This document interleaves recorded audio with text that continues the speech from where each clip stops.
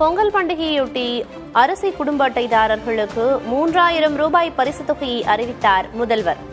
இலங்கை தமிழர் மறுவாழ்வு முகாம்களில் வசிக்கும் குடும்பத்தினருக்கும் ரொக்க பரிசு வழங்கப்படும்.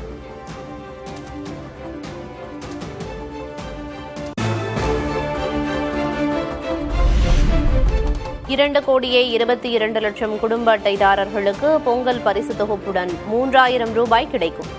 இந்த திட்டத்திற்காக 6,936 கோடி ரூபாயை செலவு செய்யும் அரசு.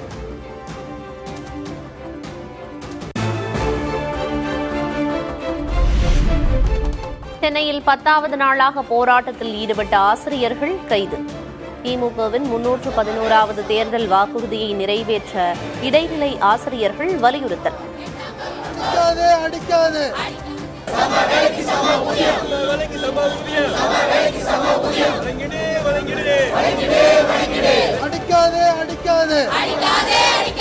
இடைநிலை ஆசிரியர் வெற்றில் அடிக்காது.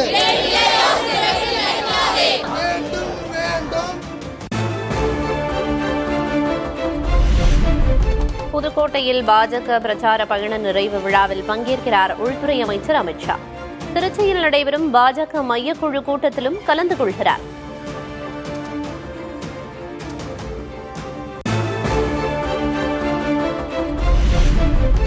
மாணவர்களுக்கு மடிக்கணினி வழங்கும் திட்டத்தை நாளை தொடங்கி வைக்கிறார் முதல்வர் மு.க.ஸ்டாலின். உலகம் உங்கள் கையில் திட்டம் மூலம் 10 லட்சம் மாணவர்களுக்கு மடிக்கணினிகள் வழங்க நடவடிக்கை.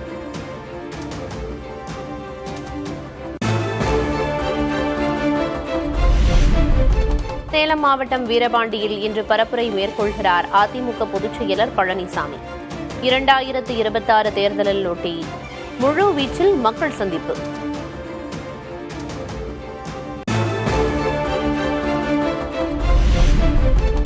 தாவேக கூட்டணிக்கு அமமுக தினகரனும் ஓ பன்னீர்செல்வமும் வருவார்கள். நிர்வாக குழு தலைமை ஒருங்கிணைப்பாளர் செங்கோட்டையன் நம்பிக்கை.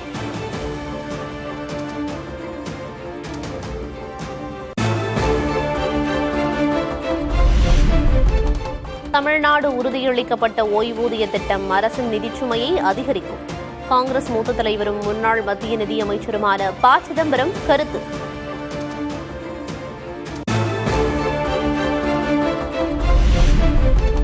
ஏவிஎம் நிறுவனத்தை குறிப்பிடாமல் தமிழ் சினிமா பற்றி பேசவே முடியாது. ஏவிஎம் சரவணனின் நினைவேந்தல் படத்திறப்பு நிகழ்ச்சியில் முதல்வர் ஸ்டாலின் பேச்சு.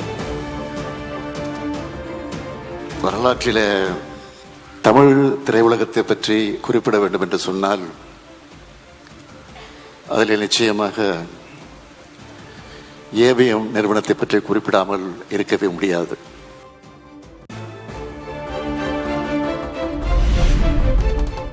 ஏவிஎம் அலுவலகம் சென்றாலே பாசிட்டிவ் எனர்ஜி கிடைக்கும். ராகவேந்திரா திருமண மண்டபம் கட்ட தூண்டியதே ஏவிஎம் சரவணன் தான் என்றும் நினைவு கூர்ந்த ரஜினிகாந்த்.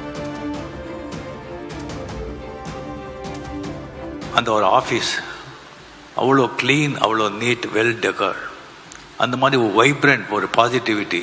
சினிமா மட்டும் இல்லை, ஒரு தனிப்பட்ட முறையிலே எவ்வளவோ ஹெல்ப் பண்ணியிருக்காங்க. என்கிட்ட கேட்டாங்க, அந்த இடம் ஏன் அப்படியே விட்டுருக்கீங்க? இல்லை அப்படியே இருக்காரு, அப்படி காலி இடம் அப்படி விடக்கூடாது, ஏதாவது கட்டணும் அப்படின்னு சொல்லிட்டு அவரே பார்த்து அவரு கண் பார்வையில் அவரே டிசைன் பண்ணி அவரே ஆர்கிடெக்ட் பண்ண மண்டபம் அது ராகவேந்திரா மண்டபம்.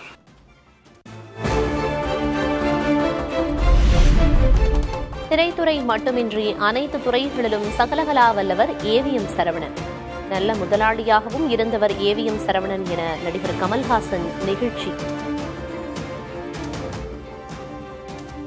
அவருக்கு எந்தெந்த விஷயங்கள் பொருந்துமோ அதெல்லாம் எனக்கும் பொருந்தும். அவரும் சகலகலா வல்லவர் தான். அவர் இல்லாத குறைங்கிறது முக்கியமாக தொழிலாளர்களுக்கு வரும். முந்தி மாதிரி இல்லைங்க அப்படின்னு அப்படி யாருமே சொல்லலை. ஸ்ட்ரைக் இருந்த போது கூட அந்த ஏவிஎம் செடி வாடிடக்கூடாதுங்கிறதுக்காக பக்கெட்ல தண்ணி எடுத்து ஊத்துனவங்க இருக்காங்க. இது எப்படி இந்த மாதிரி விசுவாசம் ஒருத்தருக்கு கிடைக்கும்னா நல்ல முதலாளிக்கு தான் கிடைக்கும்.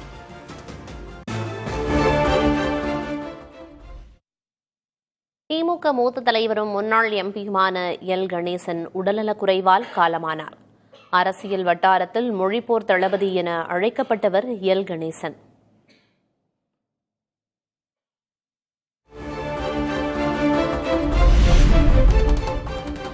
வெனிசுலாவை தொடர்ந்து மெக்சிகோ, கியூபா, கொலம்பியாவை குறிவைக்கும் ட்ரம்ப்.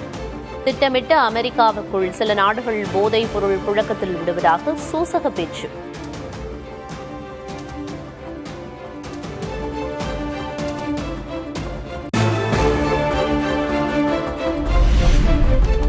வெனிசுலாவிலிருந்து நாடு கடத்தப்பட்ட அதிபர் நிக்கோலஸ் மதுரோ அமெரிக்க சிறையில் அடைப்பு. நியூயார்க் அழைத்து வரப்பட்ட அவரிடம் விசாரணை நடத்திய போதைப்பொருள் கடத்தல் தடுப்பு அதிகாரிகள்.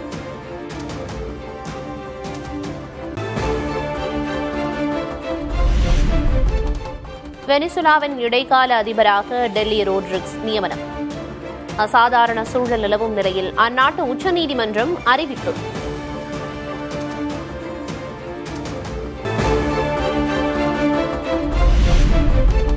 வெனிசுலா மீதான ராணுவ நடவடிக்கைக்கு எதிராக அமெரிக்காவில் போராட்டம். வெள்ளை மாளிகை, நியூயார்க்கின் டைம்ஸ் சதுக்கம் முன்பு வெனிசுலாவுக்கு ஆதரவாக முழக்கம்.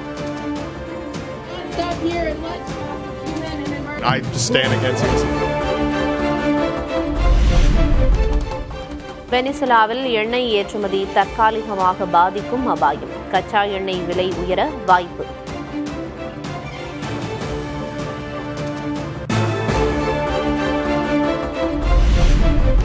கடலை நோக்கி ஏவுகணைகளை வீசிய வடகொரியா.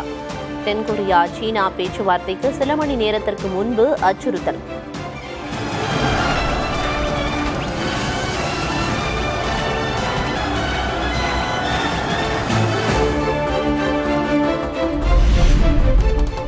கிராக் AI தளத்தை தவறாக பயன்படுத்தி சட்டவிரோதமான உள்ளடக்கங்களை உருவாக்குவோர் மீது நடவடிக்கை. எக்ஸ் தள நிறுவனர் எலான் மஸ்க் எச்சரிக்கை.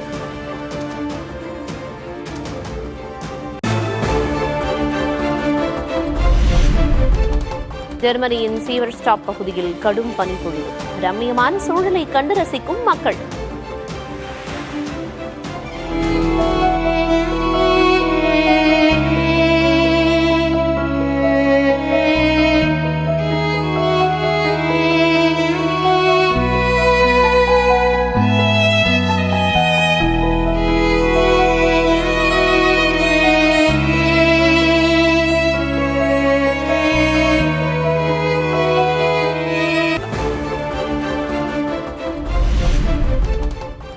விடுமுறை தினம் என்பதால் குற்றாலத்தில் குவியும் சுற்றுலா பயணிகள்.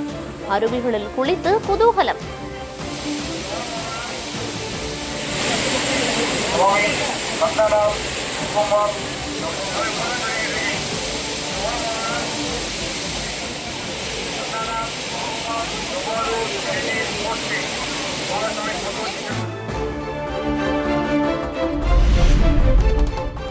தொடர் விடுமுறை காரணமாக கன்னியாகுமரியில் குவிந்த சுற்றுலா பயணிகள். கண்கவர் சூரிய உதயத்தை கண்டு உற்சாகம்.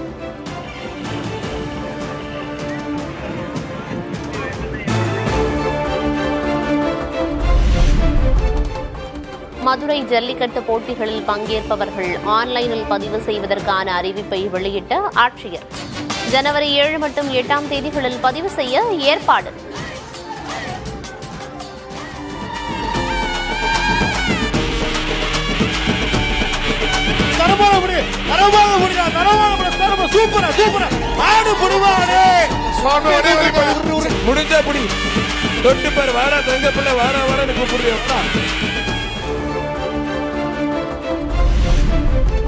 தாமிரபரணி ஆற்றில் கழிவுநீர் கலக்கும் இடங்களில் நீர் பாதுகாப்பு நிபுணர் ஆய்வு. உயர்நீதிமன்ற மதுரை அமர்வு உத்தரவுப்படி ஆய்வு செய்தார் தண்ணீர் மனிதர் ராஜேந்திர சிங்.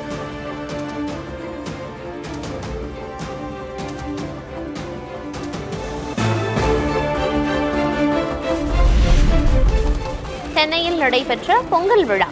கனிமொழி, சௌமியா அன்புமணி உள்ளிட்டோர் பங்கேற்பு.